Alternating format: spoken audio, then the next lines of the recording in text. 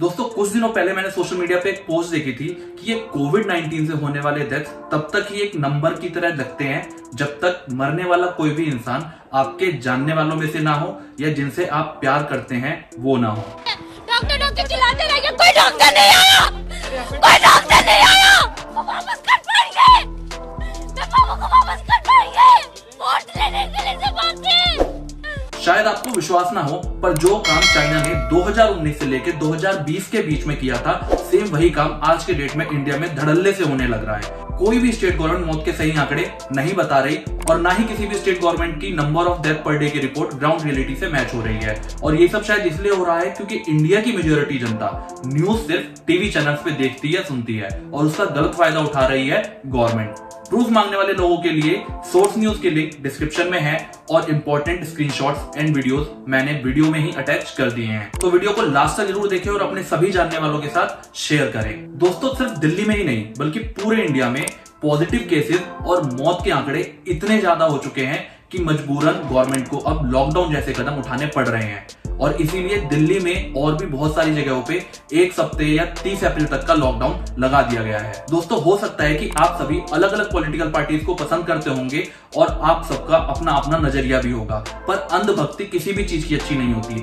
फिर चाहे वो आपके किसी भी पसंदीदा पॉलिटिशियन के लिए हो या फिर किसी भी पॉलिटिकल पार्टी के लिए हो। क्योंकि पहले तो पॉलिटिशियन झूठे वादे करते थे इलेक्शंस में जीतने के लिए, बट आज की डेट में पॉलिटिशियन अपनी कुर्सी बचाने के लिए झूठे मौत के आंकड़े दिखा रहे हैं, फिर चाहे वो इंडिया का कोई भी स्टेट क्यों ना हो।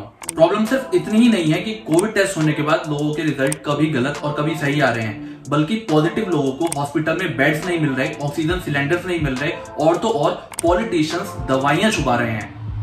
तो कहीं पे लोगों को उन्हीं के शहर के बारे में झूठी इंफॉर्मेशन दी जा रही है। और अगर स्टार्ट करें दिल्ली से, तो दिल्ली गवर्नमेंट के द्वारा बताए गए कोविड-19 से हुई मौत के आंकड़े कब्रिस्तान और शमशान घाट के आंकड़ों से बिल्कुल भी मैच नहीं कर रहे। अगर आपको नहीं पता तो आपकी इंफॉर्मेशन के लिए मैं ये बताना चाहूंगा कि गवर्नमेंट के द्वारा हर स्टेट के अलग अलग डिस्ट्रिक्ट में अलग अलग शमशान घाट और कब्रिस्तान को पर्टिकुलर हॉस्पिटल की डेड बॉडीज को हैंडल करने के लिए कहा गया है, जिसके बाद डेट वाइज एंट्री होने के बाद कोविड के प्रोटोकॉल्स को फॉलो करते हुए डेड बॉडीज को जलाया या दफनाया जाता है। ऐसे में गवर्नमेंट डेली अपने आंकड़े तो रिलीज कर रही है, अलग बात है कि वो आंकड़े ग्राउंड रियलिटी से बिल्कुल भी मैच नहीं हो रहे। द प्रिंट की एक रिपोर्ट की माने तो यूपी गवर्नमेंट के अकॉर्डिंग 15 अप्रैल को पूरे उत्तर प्रदेश में कोविड-19 की वजह से बस 104 मौत हुई थी, जिसमें से 24 केस लखनऊ के थे। अलग बात है कि असलियत में सिर्फ लखनऊ में ही 108 से ज्यादा फ्यूनरल्स देखने को मिल गए थे, जिसमें से 80 बैकुंठ धाम में और 28 मुक्ति धाम के रिकॉर्ड्स में पाए गए थे। और यही सेम चीज 14 को हुई थी जब यूपी गवर्नमेंट ने मौत के आंकड़े बस 14 बताए थे, जबकि इन्हीं 2 धाम में 101 फ्यूनरल्स कंप्लीट होने का रिकॉर्ड है। और सेम यही चीज 13 अप्रैल को नोटिस की गई थी जब यूपी गवर्नमेंट ने सिर्फ 18 मौत की रिपोर्ट बताई थी, जबकि असलियत में 84 कोविड बॉडीज का अंतिम संस्कार सिर्फ लखनऊ में ही किया गया था।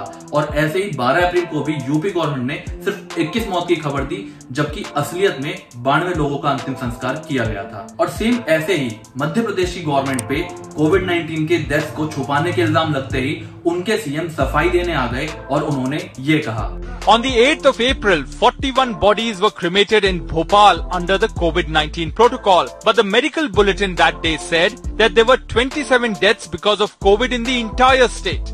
On the 9th of April, 35 bodies were cremated in Bhopal, 23 as per the government bulletin in the entire state.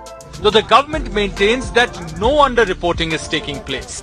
सरकार की कोई मंशा नहीं है कि किसी भी तरह की मृत्यु के आंकड़े को छुपाया जाए और वो छुपा के किसी तरह का हमें कोई अवार्ड नहीं मिलने वाला, ऐसा कहीं भी कोई मंशा नहीं है। दोस्तों अब तक इतने प्रूफ देखने के बाद आपको ये तो पता लग ही गया होगा कि गवर्नमेंट कोविड-19 से हुए डेथ के आंकड़ों में छेड़छाड़ कर रही है। और अगर अभी गवर्नमेंट के द्वारा बताए गए सही आंकड़े 1,77,000 से ज्यादा लोगों की मौत का है, तो असलियत में ये आंकड़े कितने होंगे ये कोई भी नहीं जानता। वो शायद 2.5 लाख, 5 लाख, 10 लाख या इससे भी ज्यादा हो सकते हैं। तो आपको क्या लगता है कमेंट करके जरूर बताएं।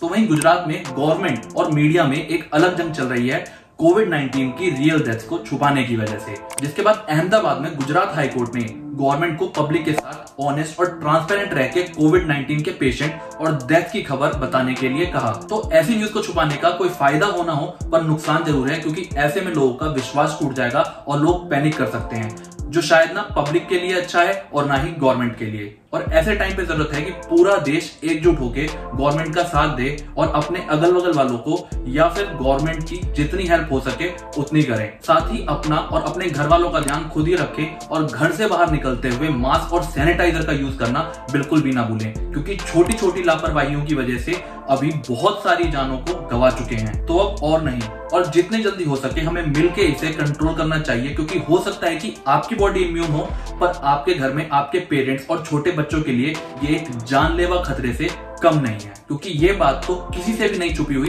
कि आज हमारा देश किन मुश्किल हालातों से गुजर रहा है। आज हर दूसरा इंसान रो रहा है, कुछ माँ बाप अपने बच्चों की मौत पे रो रहे हैं और यहाँ तक कि माँ बाप के मरने के बाद उनका परिवार उनसे आखिरी टाइम मिल भी नहीं पा रहा। तो अब देश की राजधानी में भी एक वीक के लॉकडाउन के बाद पूरे देश के मन में यही डर सता रहा है कि कहीं ये लॉकडाउन वापस से पिछले साल की तरह 2-3 महीनों का ना हो जाए और फिर से भुखमरी जैसे हालात दोबारा पैदा ना हो जाए।